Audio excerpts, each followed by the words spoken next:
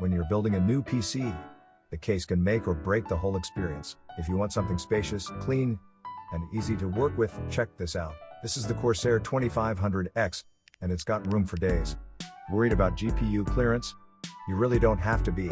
I've got an MSI 4080 Super in here, almost the size of a 5090, and it still has space left over. The case supports up to 9 fans and a 360mm AIO with zero clearance issues. Even with 4 sticks of DDR5 fake ones included, it all fits without any drama. And yeah, you're not seeing any cables because I used an MSI Project Zero motherboard. All the connectors hide behind the board, so the front stays super clean. I'm running a 14900K paired with a 4080 Super and DDR5, which is enough for anything I play.